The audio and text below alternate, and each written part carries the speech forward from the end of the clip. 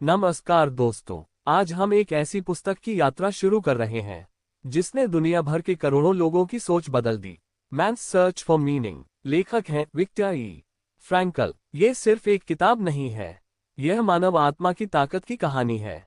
Victor Frankel एक मनोचिकित्सक थे, लेकिन उनकी असली परीक्षा तब शुरू हुई जब उन्हें और उनके परिवार को नाजी कॉन्सेंट्रेशन कैंप में भेज दिया गया।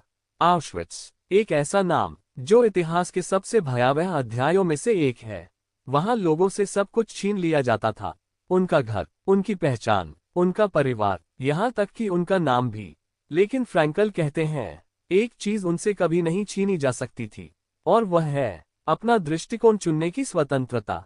इस पुस्तक का मूल संदेश है, मनुष्य को जीवित रहने के लिए सिर्फ भोजन या सुरक्षा ही नहीं, बल्कि एक अर्थ की जरूरत होती है।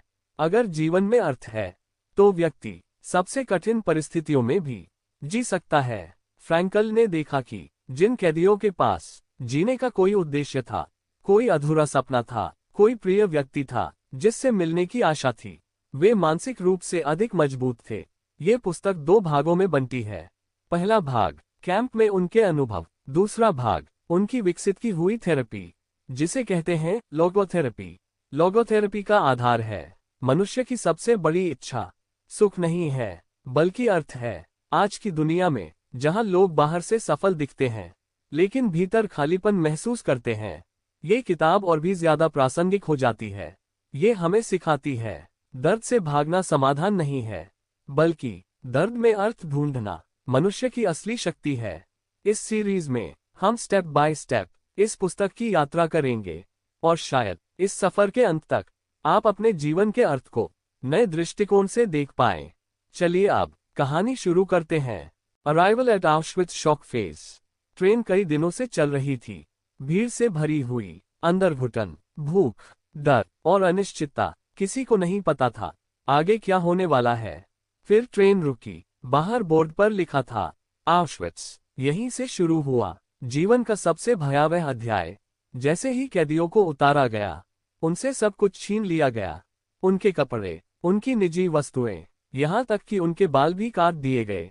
पहचान खत्म, नाम खत्म, सिर्फ एक नंबर। फ्रैंकल बताते हैं कि इस समय कैदियों की पहली मनोवैज्ञानिक अवस्था थी शॉक। मन स्वीकार ही नहीं कर पा रहा था कि यह सच है। उन्हें उम्मीद थी कि शायद ये सब अस्थायी है, शायद कुछ ही दिनों में सब ठीक हो जाएगा। लेकिन धीरे धीरे सच्चाई सामने आने लगी। कैंप में चयन होता था, कौन काम करेगा और कौन तुरंत मौत की ओर भेज दिया जाएगा। यह फैसला कुछ सेकंड में होता था। फ्रैंकल ने देखा कि इस भयावह माहौल में मानव व्यवहार बदलने लगा। कुछ लोग टूट गए, कुछ लोग सुन्न हो गए, भावनाएं जैसे खत्म हो गईं। लेकिन इसी अंधेरे में फ्रैंकल ने एक गहरी सच्चाई देखी। हालांकि सब कुछ छीन लिया गया था, फिर भी मनुष्य के पास एक चीज बची थी, अपने अंदर की प्रतिक्रिया चुनने की स्वतंत्रता।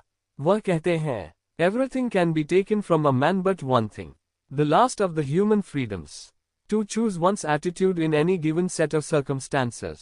यानी परिस्थितियां चाहे कितनी भी भयानक हो, आप अपनी सोच चुन सकते हैं।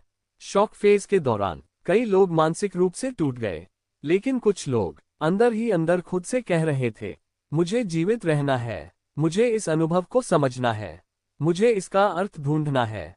यही अंतर था। धीरे धीरे शॉक की जगह एक नई अवस्था आने वाली थी, एपैथी, भावनात्मक शून्यता। लेकिन उससे पहले एक सवाल खड़ा हो चुका था, क्या जीवन का कोई अर्थ ऐसी जगह पर भी हो सकता है?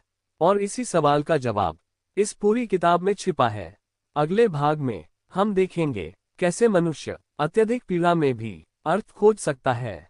कैंप लाइफ और एपैथी फेज। ऑश्विट्ज़ में शुरुआती शॉक के बाद कैदियों के मन में एक नई अवस्था आने लगी, एपैथी, यानी भावनात्मक शून्यता। जब दर्द बहुत गहरा हो तो मन खुद को बचाने के लिए महसूस करना कम कर देता है। फ्रैंकल बताते हैं कि शुरुआत में जो चीजें डरावनी लगती थीं, धीरे धीरे वे सामान्य लगने लगी। भूख, मारपीट, अपमान, मौत, सब कुछ रोज का हिस्सा बन गया। कैदी सुबह अंधेरे में उठते, घंटों ठंड में खड़े रहते, फिर कठिन श्रम करते, कम खाना, फटे कपड़े और हर पल डर। लेकिन सबसे बड़ी पीड़ा शारीरिक नहीं थी, सबसे बड़ी पीड़ा थी अर्थहीनता का एहसास। जब इंसान को लगता है कि उसके जीवन का कोई उद्देश्य नहीं बचा, तब शरीर से पहले मन हार जाता है। फ्रैंकल ने देखा कि जिन लोगों ने उम्मीद छोड़ दी, वे जल्दी बीमार पड़ गए। उनका शरीर भी धीरे धीरे जवाब देने लगा। लेकिन कुछ कैदी अलग थे। वे बेहद कमजोर थे, लेकिन उनके भीतर एक छोटी सी चिंगारी थी। किसी को अपने बच्चे से मिलने की आशा थी, किसी को अधूरा काम पूरा करना था। फ्रैंकल खुद अपनी लिखी हुई पांडुलिपि को फिर से लिखने का सपना देख रहे थे, जो उनसे छीन ली गई थी। यही सपना उन्हें अंदर से जीवित रखे हुए था।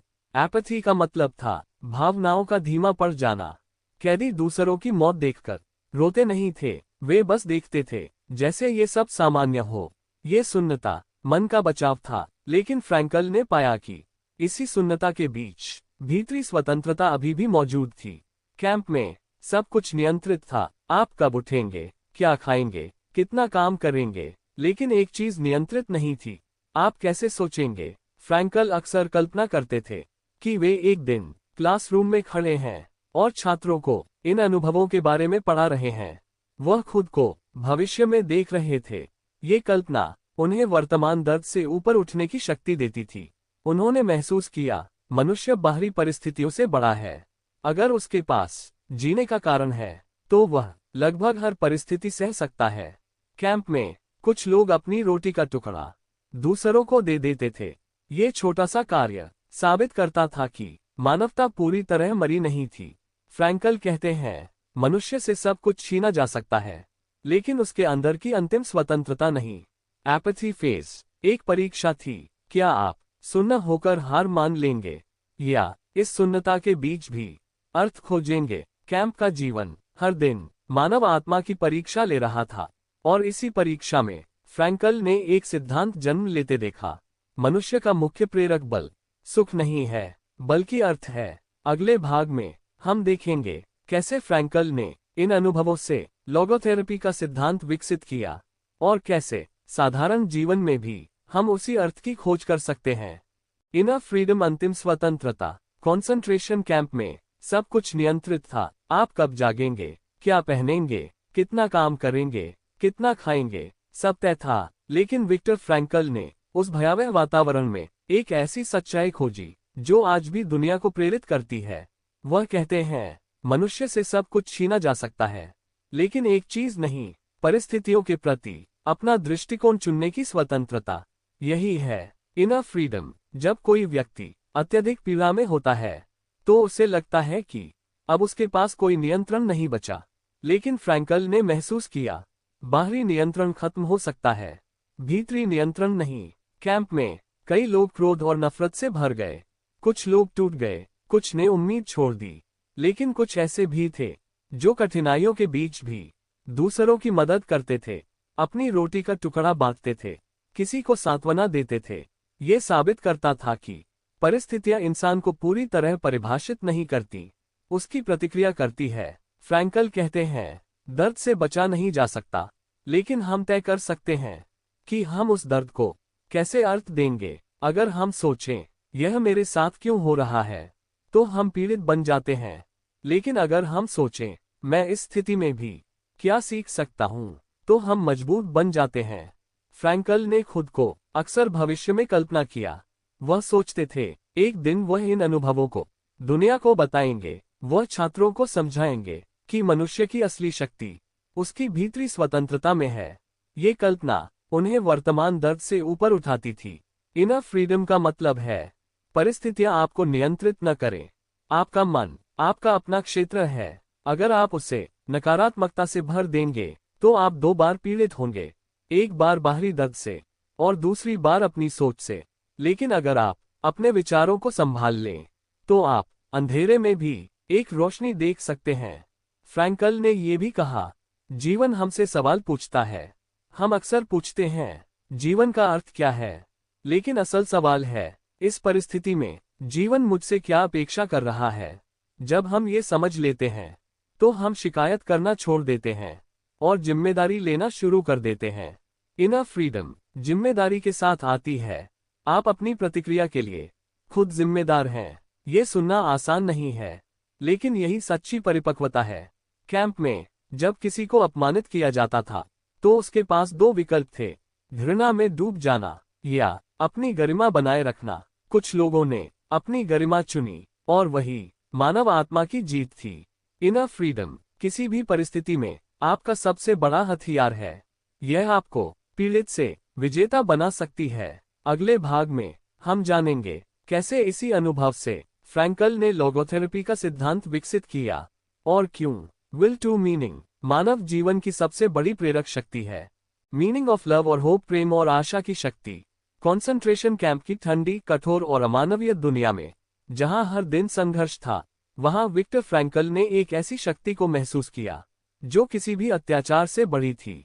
वह शक्ति थी प्रेम। फ्रैंकल बताते हैं कि एक दिन काम करते हुए, थकान और ठंड से जूझते हुए, उन्होंने अपनी पत्नी को याद किया।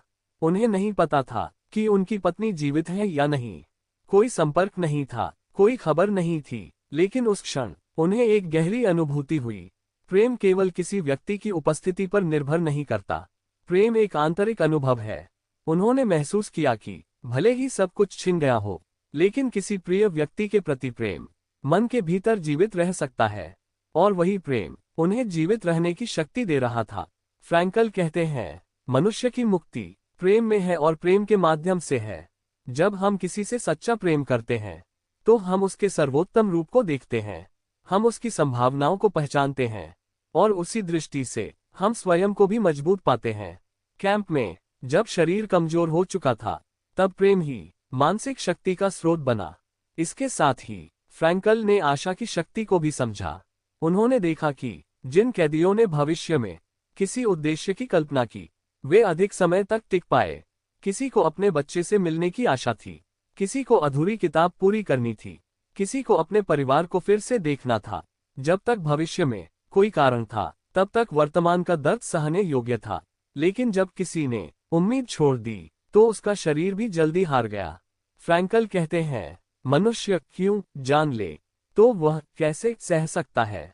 प्रेम और आशा सिर्फ भावनाएं नहीं हैं, वे जीवन का अर्थ देती हैं। प्रेम हमें अपने से ऊपर उठाता है, आशा हमें आगे बढ़ाती है। कैंप में हर दिन मौत का खतरा था, लेकिन उसी जगह फ्रैंकल ने जाना कि जीवन का अर्थ सिर्फ सुख में नहीं, बल्कि जिम्मेदारी में है। यदि कोई व्यक्ति किसी से प्रेम करता है, तो वह उसके लिए जिम्मेदार भी महसूस करता है, और यही जिम्मेदारी जीने का कारण बन जाती है। फ्रैंकल ने समझा कि भले ही व्यक्ति अकेला हो, भले ही सब कुछ हो चुका हो, फिर भी उसके पास प्रेम की क्षमता रहती है। और जब तक प्रेम है, तब तक अर्थ है। जब तक अर्थ है, तब तक जीवन है। इस चैप्टर की सबसे गहरी सीख है, परिस्थितियां चाहे कितनी भी कठोर हो, मनुष्य के भीतर प्रेम और आशा की लौ जल सकती है, और वही लौ सबसे अंधेरे समय में भी रास्ता दिखा सकती है। अगले भाग में हम जानेंगे कि इन्हीं अनुभवों से फ्रैंकल ने लोगोथेरेपी का सिद्धांत कैसे विकसित किया और क्यों विल टू मीनिंग मनुष्य की सबसे बड़ी प्रेरणा है। Logotherapy will to meaning. Concentration camp के अनुभवों से विक्टर फ्रैंकल ने एक गहरा निष्कर्ष निकाला। मनुष्य की सबसे बड़ी प्रेरक शक्ति सुख नहीं है, बल्कि अर्थ की खोज है। इसी विचार से जन्म हुआ लोगोथेरेपी का। लोगो ग्रीक शब्द है जिसका अर्थ है मीनिंग, और थेरेपी यानी उपचार, इसलिए लोगोथेरेपी का अर्थ है अर्थ के माध्यम से उपचार। फ्रैंकल बताते हैं कि फ्रॉइड मानते थे कि मनुष्य की मुख्य इच्छा है सुख, एडलर कहते थे शक्ति, लेकिन फ्रैंकल ने देखा कि कैंप में जब सुख का कोई प्रश्न ही नहीं था, जब शक्ति का कोई महत्व नहीं था, तब भी लोग जीने की कोशिश कर रहे थे। क्यों? क्योंकि उनके पास जीने का कोई कारण था। यही है विल टू मीनिंग। फ्रैंकल कहते हैं, जीवन का अर्थ हम खुद नहीं बनाते, बल्कि जीवन हमसे प्रश्न पूछता है। हर परिस्थिति हमसे एक उत्तर चाहती है। जब हम पूछते हैं जीवन का अर्थ क्या है, तो शायद हम गलत सवाल पूछ रहे होते हैं। सही सवाल है, इस परिस्थिति में जीवन मुझसे क्या अपेक्षा कर रहा है। लोगोथेरेपी के अनुसार अर्थ 3 तरीकों से पाया जा सकता है। पहला, किसी काम या सृजन के माध्यम से। जब हम कुछ मीनिंगफुल बनाते हैं, किसी लक्ष्य की ओर काम करते हैं, तो हमें उद्देश्य मिलता है। दूसरा, प्रेम या अनुभव के माध्यम से। जब हम किसी व्यक्ति से सच्चा प्रेम करते हैं या किसी सुंदर अनुभव को गहराई से महसूस करते हैं, तो जीवन अर्थपूर्ण बनता है। तीसरा, दुख के प्रति अपने दृष्टिकोण के माध्यम से। जब दुख से बचना संभव न हो, तब हम चुन सकते हैं कि हम उसे किस अर्थ में स्वीकार करेंगे। फ्रैंकल ने देखा कि अक्सर लोग एग्जिस्टेंशियल वैक्यूम का अनुभव करते हैं, एक खालीपन। बाहर से सब ठीक होता है, लेकिन भीतर अर्थहीनता का एहसास होता है। ये खालीपन उबाऊपन, चिंता और अवसाद का कारण बन सकता है। लोगोथेरेपी कहती है, इस खालीपन को भरने के लिए हमें अर्थ की खोज करनी होगी। फ्रैंकल ये भी कहते हैं, मनुष्य को सुख का पीछा नहीं करना चाहिए। सुख अपने आप आता है जब हम अर्थपूर्ण जीवन जीते हैं। अगर हम सिर्फ सुख चाहते हैं, तो वह दूर भागता है। लेकिन अगर हम जिम्मेदारी और उद्देश्य चुनते हैं, तो सुख एक परिणाम बन जाता है। लोगोथेरेपी हमें याद दिलाती है, आप हमेशा परिस्थितियां नहीं बदल सकते, लेकिन आप अपने उत्तर बदल सकते हैं, और वही उत्तर आपकी पहचान बनाता है। फ्रैंकल का संदेश सरल है, जीवन कभी भी अर्थहीन नहीं होता। हर क्षण कोई न कोई अवसर है, जिम्मेदारी लेने का, प्रेम करने का या साहस दिखाने का। और जब हम ये समझ लेते हैं, तो हम सिर्फ जीवित नहीं रहते, बल्कि अर्थपूर्ण जीवन जीते हैं। अगले भाग में हम जानेंगे एग्जिस्टेंशियल वैक्यूम और आधुनिक जीवन के संकट के बारे में, और कैसे आज की दुनिया में भी लोगोथेरेपी उतनी ही प्रासंगिक है। एग्जिस्टेंशियल वैक्यूम, आधुनिक जीवन का खालीपन। विक्टर फ्रैंकल ने एक शब्द दिया, एग्जिस्टेंशियल वैक्यूम। इसका अर्थ है अंदर का खालीपन, एक ऐसा एहसास कि जीवन में कोई स्पष्ट उद्देश्य नहीं है। आज की दुनिया में ये समस्या पहले से कहीं ज्यादा दिखाई देती है। बाहर से सब कुछ ठीक लगता है, नौकरी है, पैसा है, सुविधाएं हैं, लेकिन भीतर एक अजीब सी बेचैनी है। फ्रैंकल कहते हैं, जब मनुष्य के पास जीने का स्पष्ट कारण नहीं होता, तो वह खालीपन महसूस करता है। पहले के समय में परंपराएं, परिवार, धर्म और सामाजिक संरचना लोगों को दिशा देती थीं। उन्हें पता होता था कि जीवन किस दिशा में जाना है। लेकिन आधुनिक युग में व्यक्ति स्वतंत्र तो हो गया है, पर कई बार दिशाहीन भी हो गया है। जब बाहरी मार्गदर्शन कम हो जाता है, तो व्यक्ति को अपना अर्थ खुद खोजना पड़ता है, और अगर वह ऐसा नहीं करता, तो खालीपन बढ़ने लगता है। ये खालीपन कई रूप ले सकता है, लगातार बोरियत, उद्देश्यहीनता, अत्यधिक मनोरंजन की लत, काम में डूब जाना, या फिर अवसाद। फ्रैंकल ने देखा कि बहुत से लोग सिर्फ इसलिए परेशान हैं क्योंकि उन्हें नहीं पता कि वे किस लिए जी रहे हैं। लोगोथेरेपी कहती है, ये खालीपन बीमारी नहीं है, यह एक संकेत है। ये हमें याद दिलाता है कि हमें अपने जीवन में अर्थ की खोज करनी है। अगर हम इस संकेत को समझ लें, तो यही खालीपन एक नई शुरुआत बन सकता है। फ्रैंकल ने कहा, मनुष्य को आराम से ज्यादा जिम्मेदारी की जरूरत है। जब हमारे पास कोई महत्वपूर्ण काम होता है, कोई लक्ष्य, कोई योगदान, तो हम अधिक संतुलित महसूस करते हैं। लेकिन जब जीवन सिर्फ आराम और सुविधा तक सीमित हो जाता है, तो भीतर असंतोष बढ़ सकता है। आज लोग अक्सर पूछते हैं, मैं खुश क्यों नहीं हूँ? फ्रैंकल शायद कहते, आपका उद्देश्य क्या है? क्योंकि खुशी सीधा लक्ष्य नहीं है, वह परिणाम है। जब आप किसी मीनिंगफुल काम में लगे होते हैं, जब आप किसी के लिए जिम्मेदार महसूस करते हैं, तब खुशी धीरे धीरे आती है। एग्जिस्टेंशियल वैक्यूम हमें ये सिखाता है कि स्वतंत्रता के साथ जिम्मेदारी भी आती है। अब कोई परंपरा या समाज आपको अर्थ नहीं देगा, आपको खुद जीवन से सवाल पूछना होगा। फ्रैंकल कहते हैं, हर व्यक्ति अद्वितीय है, इसलिए हर व्यक्ति का अर्थ भी अद्वितीय होगा। आपका उद्देश्य किसी और जैसा नहीं हो सकता, और यही जीवन की सुंदरता है। जब हम इस खालीपन से भागने के बजाय उसे समझने की कोशिश करते हैं, तो हम अपने असली उद्देश्य के करीब पहुंचते हैं। अगले और अंतिम भाग में हम जानेंगे मीनिंग ऑफ सफरिंग और ट्रैजिक ऑप्टिमिज्म के बारे में, और कैसे कठिनाइयों के बीच भी आशावाद संभव है।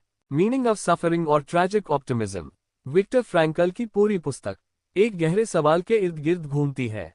क्या जीवन का अर्थ दर्द और पीड़ा के बीच भी पाया जा सकता है? फ्रैंकल का उत्तर है हाँ, लेकिन एक शर्त के साथ। अगर दुख से बचना संभव है, तो हमें उससे बचना चाहिए। दर्द को खोजने की जरूरत नहीं है, लेकिन जब दुख अनिवार्य हो, जब परिस्थिति हमारे नियंत्रण से बाहर हो, तब हमारे पास एक विकल्प रहता है।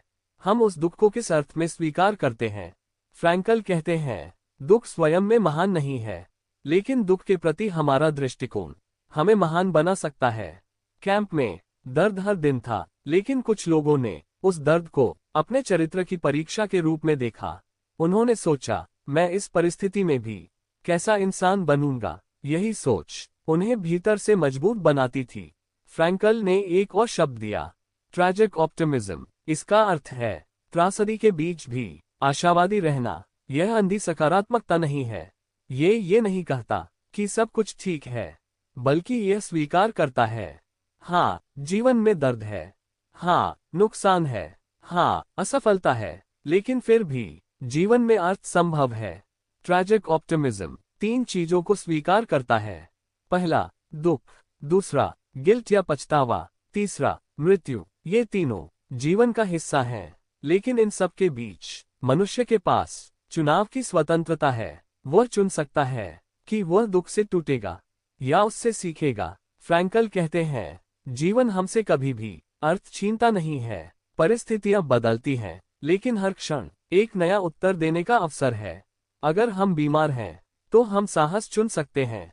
अगर हम असफल हुए हैं, तो हम सीख चुन सकते हैं। अगर हमने गलती की है, तो हम सुधार चुन सकते हैं। फ्रैंकल ने कहा था, जिसके पास जीने का क्यों है, वह लगभग हर कैसे सह सकता है। यही इस पुस्तक का सार है। अर्थ कोई बड़ी दार्शनिक चीज नहीं है, ये रोजमर्रा के चुनावों में छिपा है। जब आप जिम्मेदारी लेते हैं, जब आप प्रेम करते हैं, जब आप साहस दिखाते हैं, तब आप अर्थपूर्ण जीवन जी रहे होते हैं। ये पुस्तक हमें सिखाती है, जीवन का उद्देश्य सुख की तलाश नहीं है, बल्कि उस प्रश्न का उत्तर देना है जो जीवन हर दिन हमसे पूछता है। और जब हम इस उत्तर को ईमानदारी से देते हैं, तो हम सबसे कठिन परिस्थितियों में भी गरिमा के साथ जी सकते हैं। ये थी मैन्स सर्च फॉर मीनिंग की यात्रा।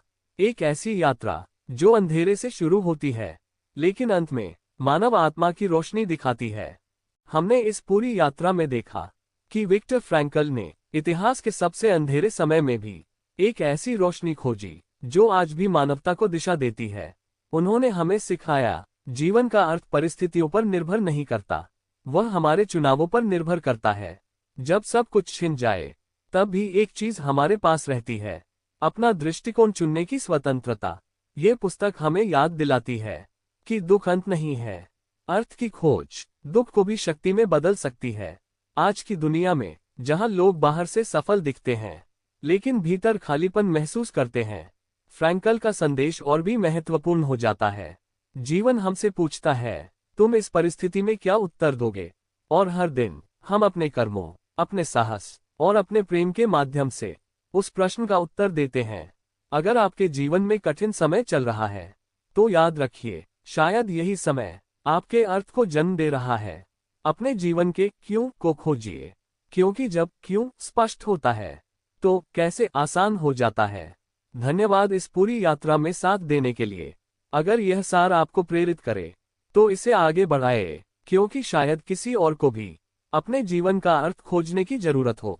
फिर मिलेंगे एक नई पुस्तक, एक नई सीख और एक नई यात्रा के साथ।